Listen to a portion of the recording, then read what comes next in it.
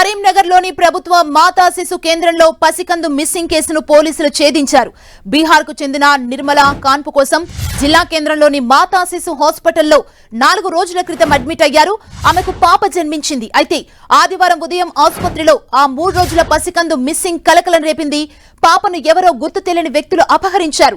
వెంటనే అప్రమత్తమైన బాధితులు పోలీసులకు ఫిర్యాదు చేశారు. పసికందు మిస్సింగ్ తో రంగంలోకి దిగిన పోలీసులు ముమ్మరంగా గాలింపు చేపట్టారు. సీసీ ఫుటేజ్ ఆధారంగా కిడ్నాపర్లను గుర్తించి కొన్ని గంటల్లోనే పాప ఆచూకీని కనిపెట్టారు. పెద్దపల్లి జిల్లా కాల్వా శ్రీరాంపూర్ మండలం మాల్యాల గ్రామంలో ఓ మహిళ వద్ద పసికందును పోలీసులు గుర్తించారు. అనంతరం పాపను తల్లిదండ్రులకు అప్పచెప్పారు. నిందితుల్ని అదుపులోకి తీసుకుని విచారిస్తున్నారు పోలీసులు.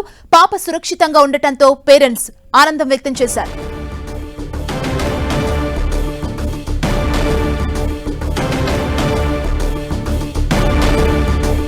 ఇదే అంశానికి సంబంధించి మరింత సమాచారం మా ప్రతినిధి సతీష్ అందిస్తారు.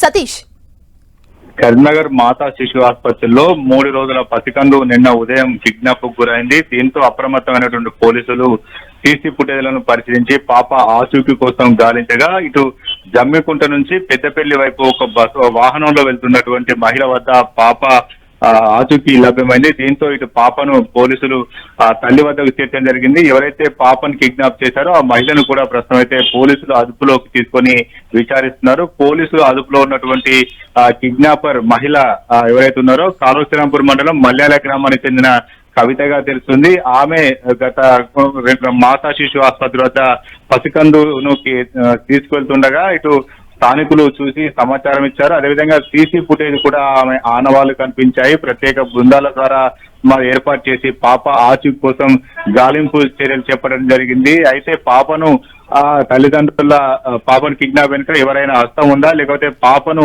విక్రయించారా, లేకపోతే సంతానం లేకపోవడంతో ఆ సదరు మహిళ పాపను తీసుకువెళ్లిందా అనే అంశం పైన పోలీసుల దర్యాప్తు కొనసాగుతుంది. అసలు ఎందుకు పాపను తీసుకువెళ్లాల్సిన అంశం పైన మాత్రం పోలీసులు ఆ మహిళ నుంచి సమాచారం తీసుకుంటున్నారు. ప్రస్తుతం అయితే పాప మాత్రం తల్లి వద్దకు చేరింది.